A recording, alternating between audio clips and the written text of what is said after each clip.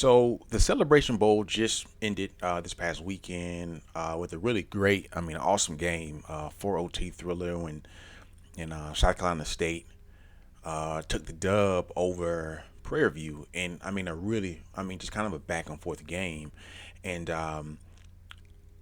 as I'm watching the game, I'm noticing that the crowd is more sparse than it normally is, and so I think most of us assumed that the attendance wouldn't be that great, considering that you had South Carolina State, which is a good school, and then you had Prairie View, who's also a good school, both from MEAC and SWAC respectively, playing against each other. And I think it's for like the first time. So number one, you had a couple of things kind of going against the game because there's not a lot of familiarity with those two teams playing against each other. So not much of a rivalry, not a lot of, animosity between the teams, maybe between the conferences, sure.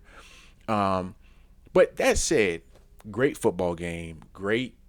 Just it was a good game. But the numbers came out, and not much surprise to anyone.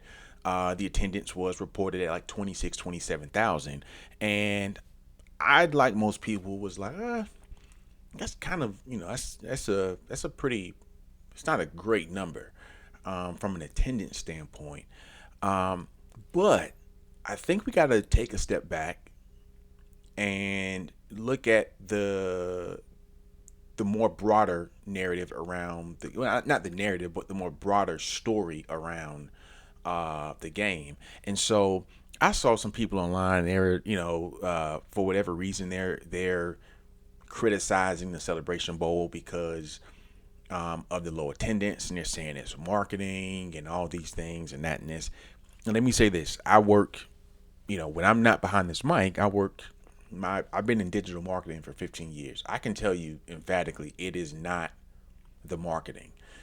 They've done a really good job of marketing the game, and I don't know that they could have done much more than what they've done and have tried to do with the game to make it as successful as it can be. Sometimes we just have some things that are just going against us right now. But even if you consider all of those things, um, I think we some people are looking at it purely from a game attendance standpoint, when I think again there's a different story that needs to be told. And if you go back, and I saw somebody posted this, and it's the game day attendance viewership since the its inception, so from 2016 to 2025. And so if you look at the viewership versus the game attendance, right? What we know is the game attendance doesn't necessarily tell us the whole story. For example, and I know they projected it to be 2+ million this year, and I think the number came out and it was 2.3. And so 26,000 people, but you had 2.3 million people view the game. People, that's a great number. That is a really good number, especially considering the unfamiliarity with this particular matchup. And so it's easy to do it when you got some of the blue blood football programs, when you got the Southerns and the Jackson States and the, what I'm saying, like the A&Ts, and we know they travel like really good. And so it's easy to get a really big attendance number when you have certain blue blood programs in town. However, if you just look at the viewership, and for the most part, every year, anytime you're nudging, 2 million viewers, like that's a good thing. And so that's telling me that they are marketing the game well. It's just that people don't go to football games like they used to, and it's not like back before, like the proliferation of social media and being able to watch things on the go when you want to watch it on your phone, on your laptop, on your TV at home. More people prefer to watch a game on TV or on a device than to actually go to the game, because it just like going to a game, um, nowadays it's just so much more trouble than it used to be. It's more expensive, right? Like you can watch the game at home for free. I mean, granted, you got ESPN Plus or these things. So my point is that we can't just look at game attendance as the barometer for whether the Celebration Bowl was successful or not. You also need to look at viewership.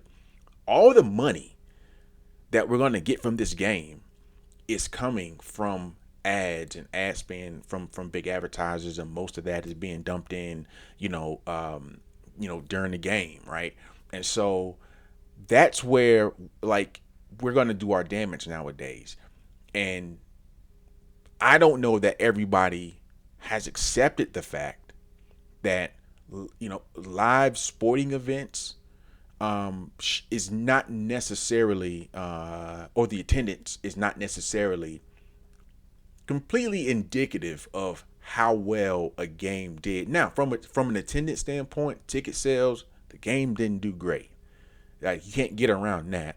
And until the SWAC and the MEAC are able to increase the profile of its members, the teams and the programs, which I think there's a little bit of that happening right now. We're going to continue to see, not so great attendance at these games. And look, we can't compare ourselves to Power Five. We just can't. Like, they've had a 100-year head start on this football thing and building out their apparatus. We don't have that yet, right? Our school sizes are not as big. So that means our fan bases aren't as big. And so we have a lot of things going against us, and the fact that we're playing the game in an NFL stadium, right?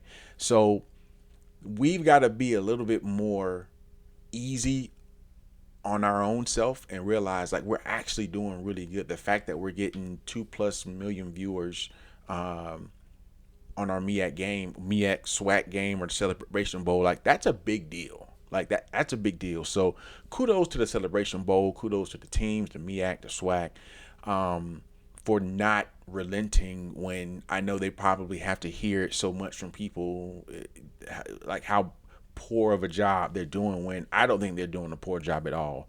I actually think they're doing great. So I just wanted to share that because I keep seeing people kind of trash the game when there's a lot more nuance to the game, and it's not all bad. Yes, there's some areas of opportunity for the game that they're gonna have to figure out. That band of the year thing, and I've shared my thoughts on it earlier in the year, but like is I don't know if the juice is worth the squeeze on that. That doesn't feel like it's getting better. It feels like it's taking some steps back. And kudos to Southern for being the band of the year this year. But I don't know if their idea for band of the year was to help bring traffic to the city and that they'll stay for the game. I think we probably have enough data to know that's probably not happening, because the band of the year battle of the bands is not well attended, and it hadn't really been well attended in any year. And so obviously it's a big deal for the bands to get the money and the chance to travel during that weekend, but it just feels like it's missing something, and I don't know what that is. I don't know how they fix that event. But the game itself, it's been a game for almost 10 years now, and I think we need another 10, right, to continue to build up that brand and make this like the mecca for football games for HBCU, because we don't do well in the playoffs, right? Even the best MEAC or SWAC teams, we just don't fare well in the playoffs. Not to say that we can't, but just go look at the history. And I don't know what other avenues we have other than to do it ourselves, which we're more than capable of being able to do. So Yeah, those are my thoughts on that. If you guys enjoy that, please do me a favor and hit that subscribe button. I'll be doing a lot more HBCU news, more broader things. We are normally dedicated to Bethune Cookman, but in the new year we'll be doing some more national HBCU news as well. So if you like that, hit the subscribe button, and I'll see you guys next time. Peace.